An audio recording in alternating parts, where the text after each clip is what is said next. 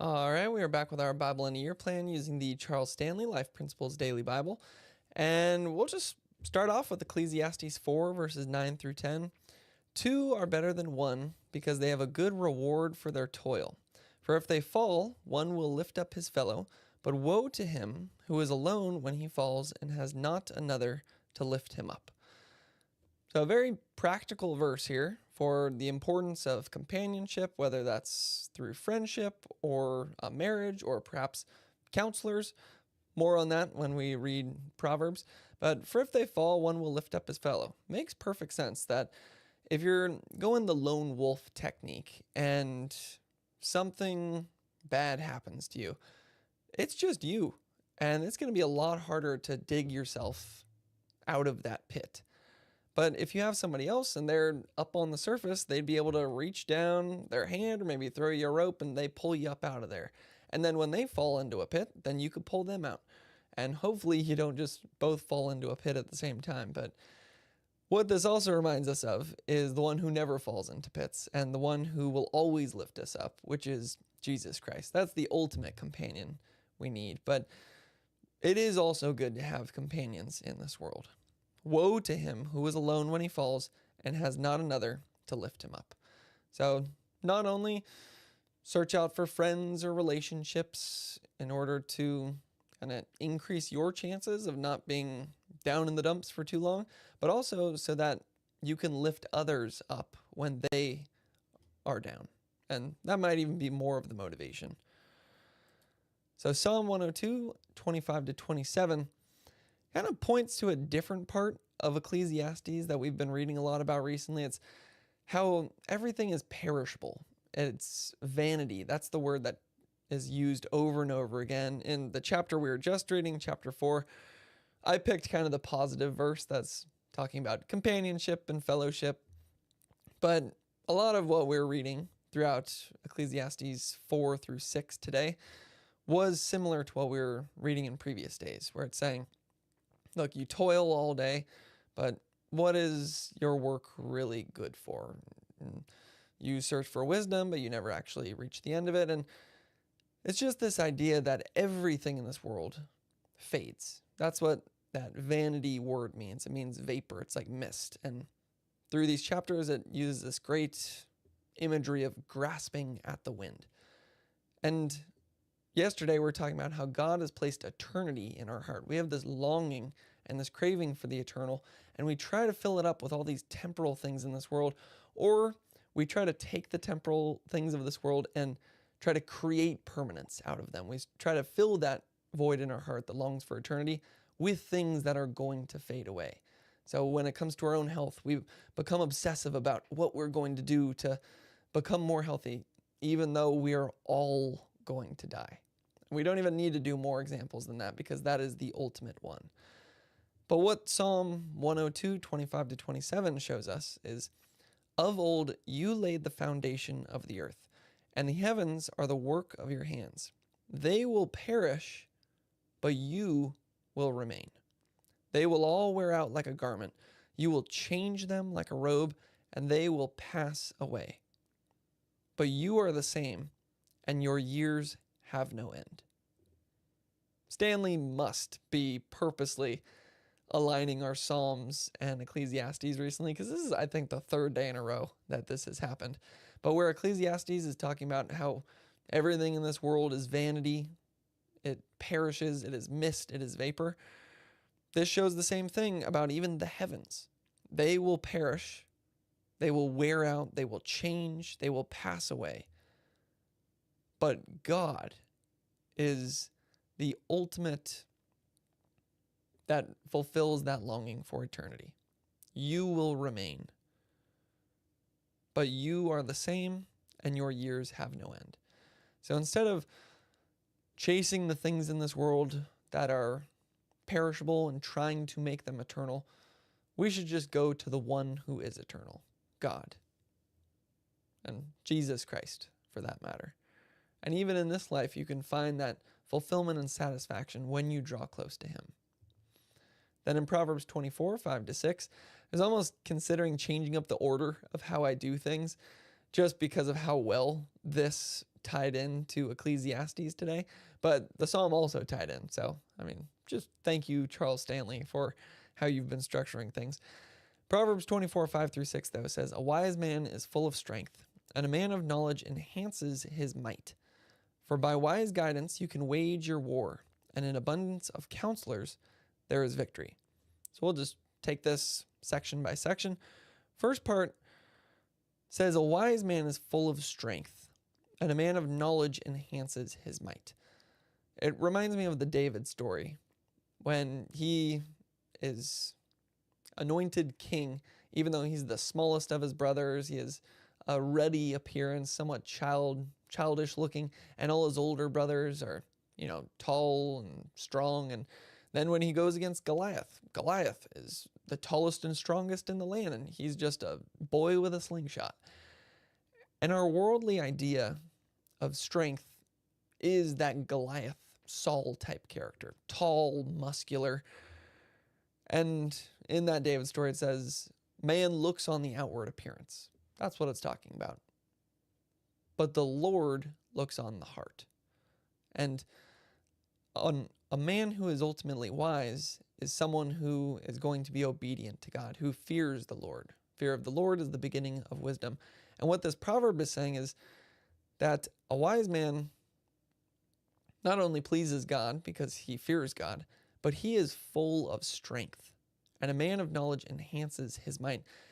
And it's most likely because he does have that strong relationship with God, just like David in that story. It wasn't his muscles that made him strong. It was the fact that he was relying on God, which is true wisdom. So it's not our strength. It is God's strength working through us. And the strength of the world is nothing compared to that, because God made everything that's in this world, and nothing compares to him. Everything in this world fades away. God is eternal. And then this next part is what ties into the Ecclesiastes section. "For by wise guidance you can wage your war, and in abundance of counselors there is victory." So you look for guidance, you look for counselors. That's where you could wage your war and come to victory. The reason for that is when you're that lone wolf mentality, you only have this sliver of wisdom, and there's nobody to check you and fill in your blind spots, because we all have blind spots. We all have bias, things that, just appeal to us or we gravitate towards. But the more people you can talk to, and especially notice it says wise guidance. I was trying to think of the king back in the day where he goes to wise guidance of, "Oh, how should I rule?" And they say, "Oh, this is what you should do. There's a big burden on the people's back. You should take it off of them." And then he goes and talks to his buddies and they say, "No, you should put a larger burden on the people's back." And then it ends up just ending terribly for everyone. So it is important to have wise guidance, and wise guidance is going to be people who have spent a lot of time in the Bible, who are not only someone who can say the right thing, but actually lives out the principles in their own life. And it's great to have wise guidance because, again, they fill your blind spots, they can check you when you're doing something wrong, and there's just a better chance that they have a piece of the puzzle that you don't have. So they're not only good for lifting you up when you fall, but also for maybe checking you and helping guide you so you don't fall in the first place. So abundance of counselors, there is victory. And I would personally say that's been one of the best things in my early time as a Christian. I would still say I'm in my early time as a Christian, but in these videos, in the description, I give every single video. There's 7 steps that I've found helpful as a young Christian. I don't know if young Christians, a new Christian, probably the better way to say it. And one of the things I say is finding some kind of biblical mentor, because you can't be expected to understand all this stuff on your own. And somebody's already further along on the path. Why would you not ask them for guidance and save yourself some time? There's no need to reinvent the wheel. Then in 1 Corinthians 9:24-27, little context here. Yesterday, we were talking about whether you should eat food or not that's been given to idols. And Paul's saying, like, we all know it's not a big deal because the idols aren't even real, but there are people weak in the faith who think it is bad. So you shouldn't kind of use your freedom to eat this food if it is going to cause one of your weaker brothers to maybe eat the food with you and then go against his conscience. And then all of a sudden he's sinned because whatever is done not in faith is sin. So he's saying, it's good to restrict some of your freedom in order to lift your brother up and to keep him from stumbling. And throughout 1 Corinthians 9, Paul is showing how he lives out this principle. He's saying, look, I have restricted myself in order to lift others up.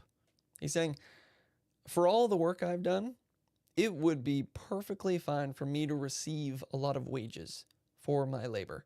But just so that it's not a hindrance to anybody, I have not asked anything materially from you, so that I could bring as many people to salvation as possible.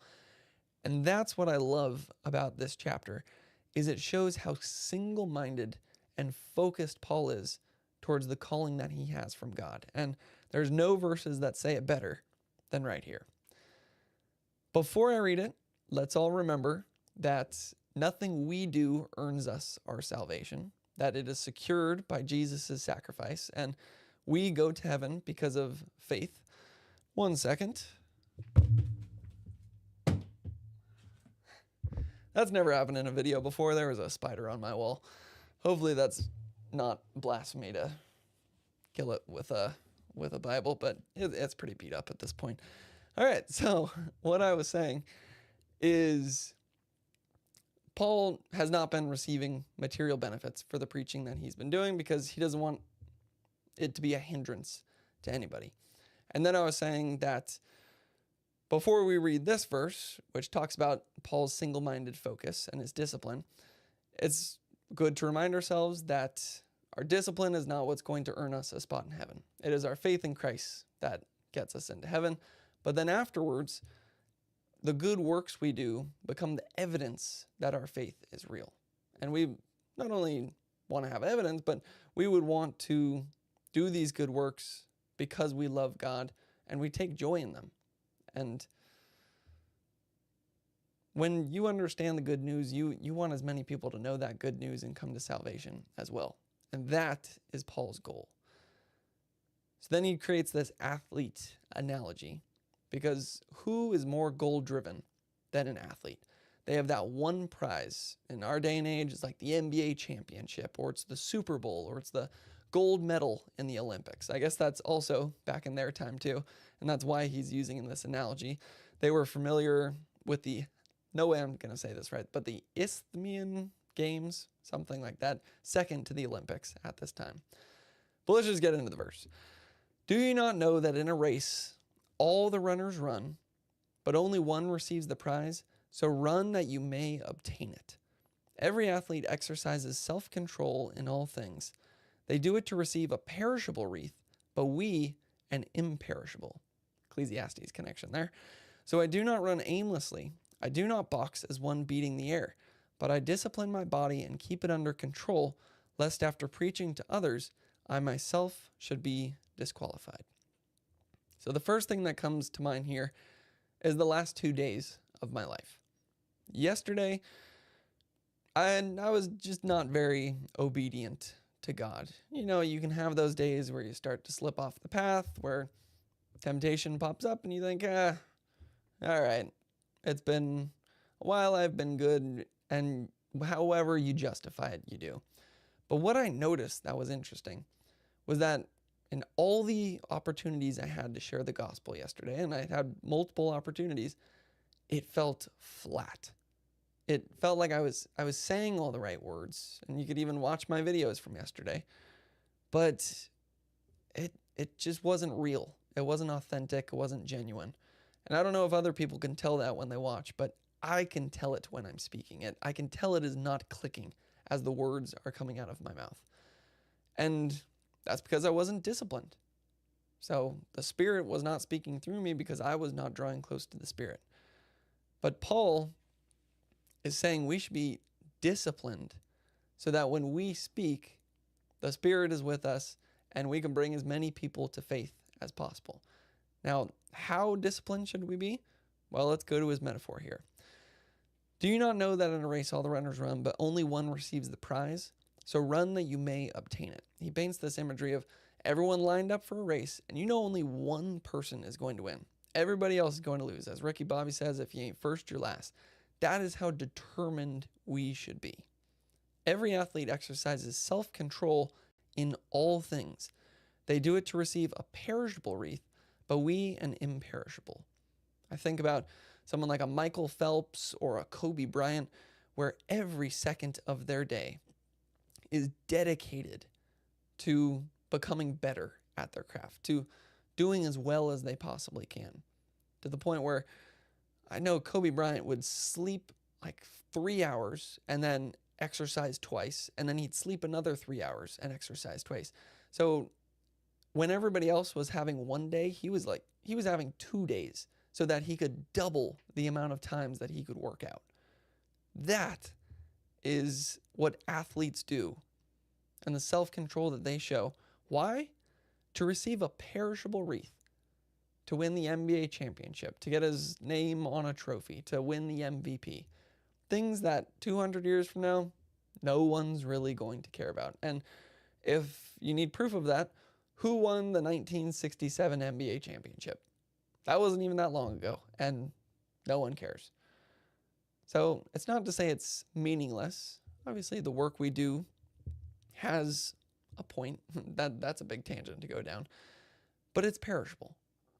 But what we are going for as Christians is something that is imperishable, which is God's glory, which is eternal, and bringing people to salvation, which is eternal. So how much more motivated should we be than a Kobe Bryant or a Michael Phelps? I saw this imagery actually at my work. We're talking about spiritual discipline. And they have this cliff where on one side it's antinomianism, which says, oh, we have faith to get into heaven, so we don't need to do anything. And it leads people into laziness. But on the other side, it had moralism. And it says, yeah, you can start getting so obsessed with like doing all of the right things that you're forgetting the grace that God has for you. And at the bottom of the slide, it said, avoid the extremes. And I could not disagree more. I think what Paul is telling us right here is to be extreme in our service to God, to be more disciplined than Olympic athletes, because they're going for something perishable. We are going for something imperishable. So that seems like it would tilt into the moralism side of things, but we are disciplining ourselves knowing that it doesn't earn us salvation. We're doing it for God's glory, not to earn ourselves a spot in heaven. So that's how you steer out of moralism and antinomianism at the same time. But it's not avoiding extremes. We should be as disciplined as we possibly can. And Paul points to that here. So I do not run aimlessly. I do not box as one beating the air. If you are aimless, you're just drifting around, you're like a ship without a rudder. Who knows where you're going to end up? Paul has a single focus, and he is doing everything he can, disciplining himself with self-control to zero in on that focus and direct as much of his energy there as possible. It says, I do not box as one beating the air. This is like shadow boxing, where you have a lot of movement, you're doing a lot of things, but you're not actually accomplishing anything. But I discipline my body and keep it under control, lest after preaching to others, I myself should be disqualified. So sort of is the summary statement. He disciplines his body. He keeps it under control. This is where it gets a little confusing. Lest after preaching to others, I myself should be disqualified. So I first read that and I thought, is he afraid of losing his salvation? And perhaps there's some idea there that if you're not disciplined towards Christ, it maybe could be evidence that your faith is not real. But the study Bibles that I consulted were saying that this doesn't have to do with him being afraid of losing his salvation. It's more about him not being a hypocrite and him being an authentic preacher. That when he says words, they come from his heart because he actually believes them himself. Another study Bible pointed to the fact that if he is not disciplined or under control, perhaps God will disqualify him from preaching the gospel to people. And that would just be terrible, because we want to preach the word. When you know the good news, you want to share it with as many people as you can, as often as you can, as well as you possibly can. And the way we do that is by being as disciplined as humanly possible, knowing that it is for something imperishable, which is God's glory. In Jesus' name, amen.